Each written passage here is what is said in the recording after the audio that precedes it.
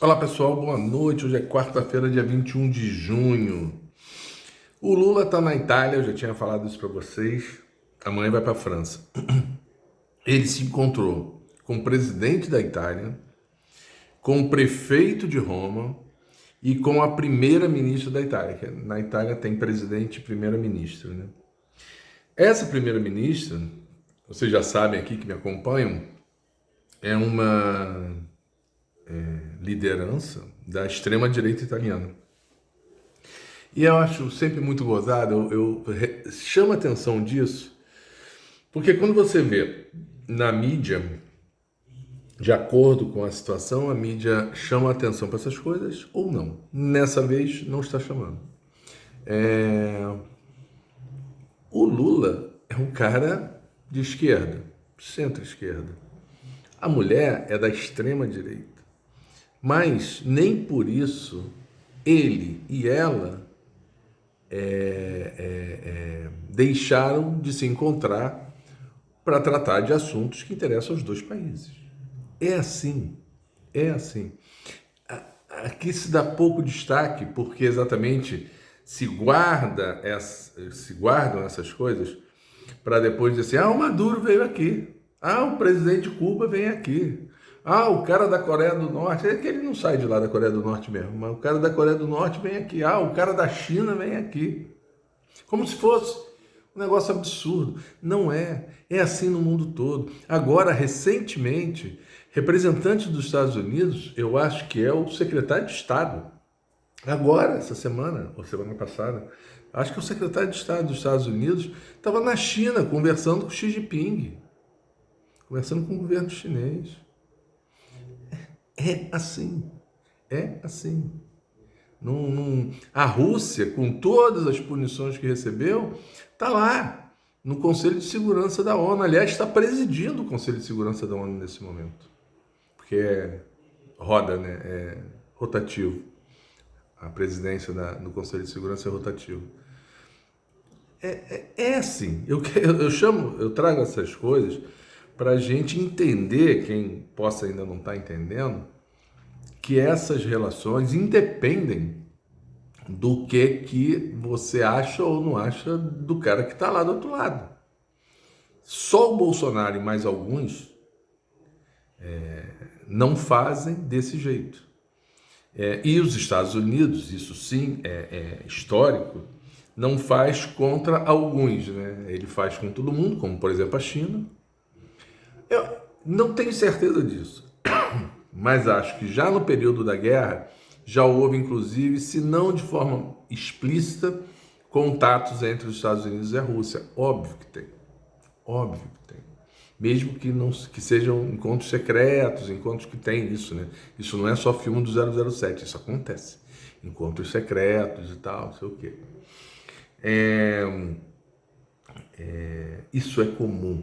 É isso que eu quero que as pessoas compreendam, porque quem lê a imprensa brasileira, aliás, eu até publiquei isso no meu Instagram, eu tinha já avisado aqui que o presidente de Cuba também estaria com o Papa, também vai estar com esta primeira-ministra da Itália, ou se é que já não esteve, isso eu não tenho essa informação, porque a imprensa brasileira não publica. A história do encontro dele com o Papa eu vi no El País, da Espanha. A imprensa brasileira não publica essas coisas, para dar a entender que o cara de Cuba tá lá isolado, que ninguém conversa com ele, que ele não conversa com ninguém, que ele não sai do país, porque se ele sair do país ele vai ser preso, não sei o quê. Não é assim. As coisas não são assim. Só que a imprensa brasileira, não é só da imprensa brasileira, não. A imprensa dos Estados Unidos é a mesma coisa. Na imprensa dos Estados Unidos, várias coisas que acontecem no mundo não existem. É como se não existissem. E o Brasil, como é meio não, né? Muito imitador das coisas dos Estados Unidos, entra nessa. No Vaticano, o Lula encontrou o Papa, eu também publiquei uma foto do encontro do Lula com o Papa, um abraço, e depois eu vi o vídeo, não é só um abraço e um beijo que o Lula dá nele, uma recepção que o Papa dá ao Lula, é recíproco, né? Assim, é das duas partes.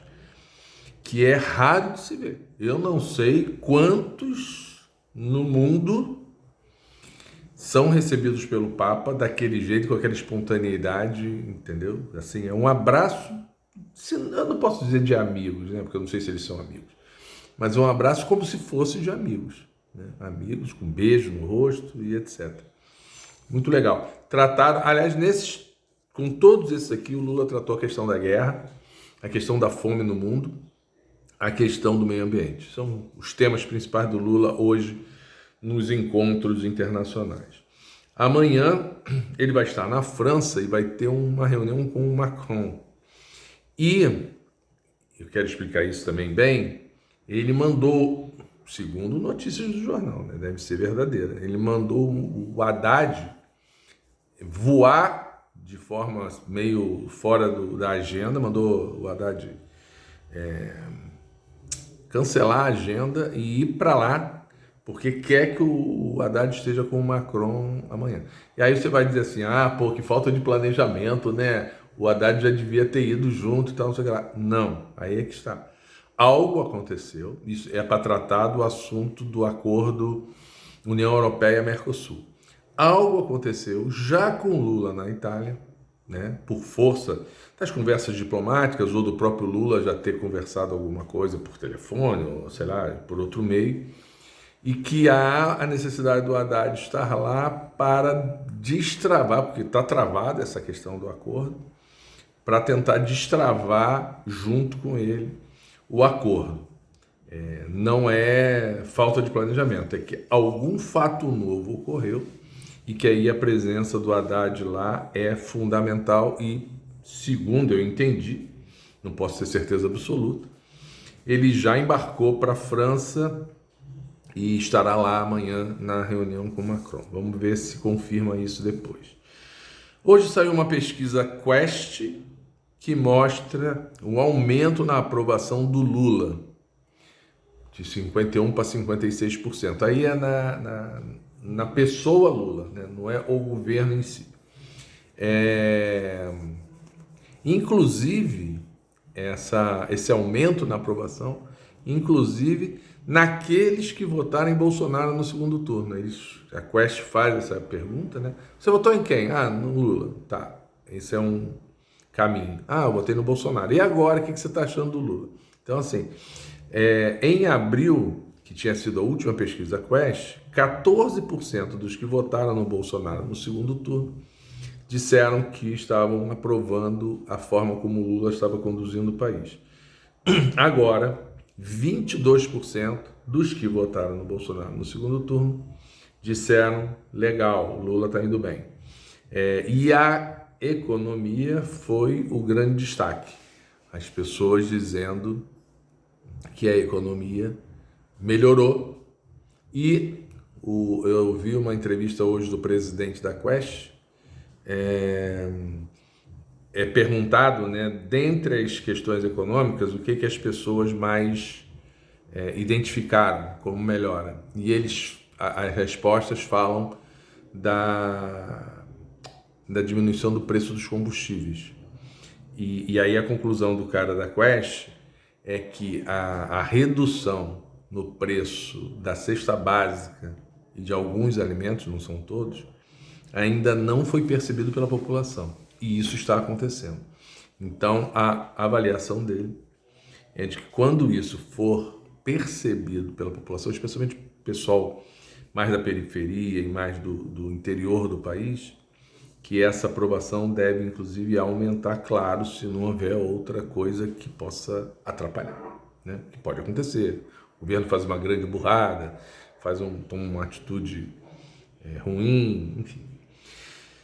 O Marcos Duval disse que passou mal segunda-feira, segunda ou terça? Não, terça, na Câmara não, no Senado, que ele é senador, e aí diz que ele tirou uma licença médica e pediu para sair da CPMI do 8 de janeiro.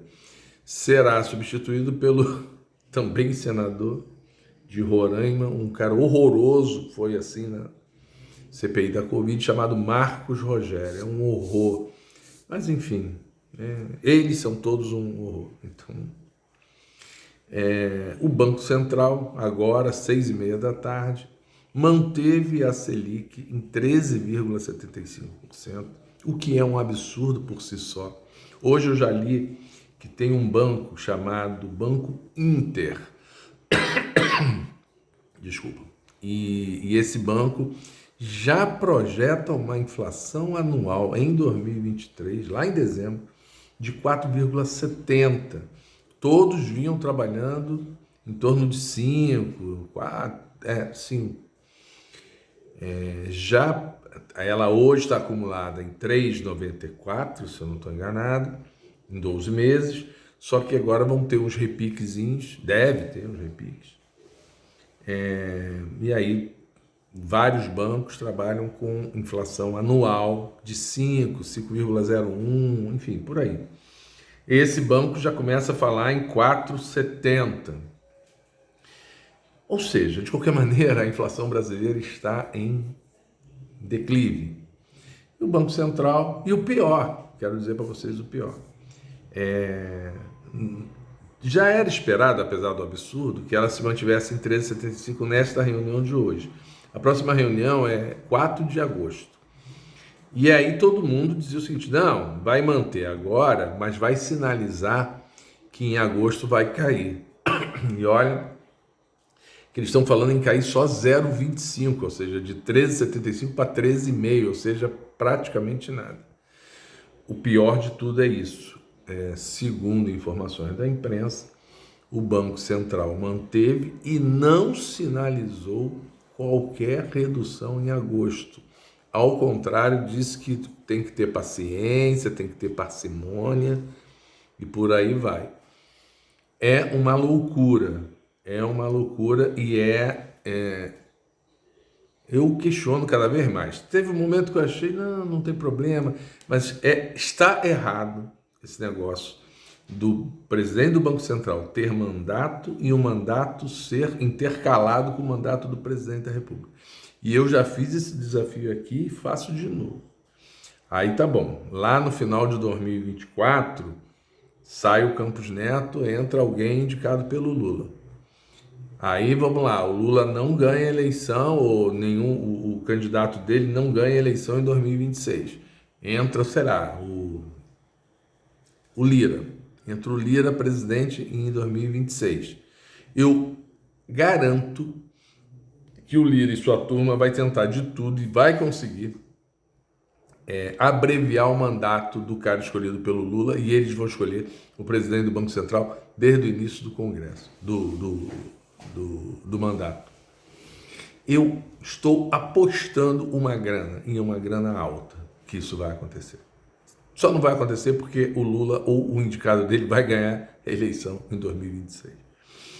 Mas um negócio, tá errado isso, porque o cara claramente, eu já repeti aqui, não vou falar para encher o saco de vocês, baixa, deu problema, sobe de novo, não tem nada que impeça.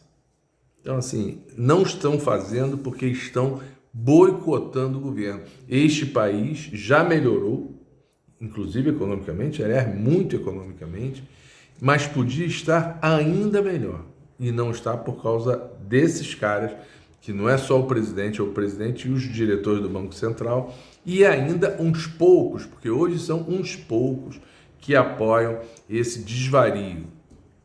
Desvario? Acho que é desvario. Acho que é.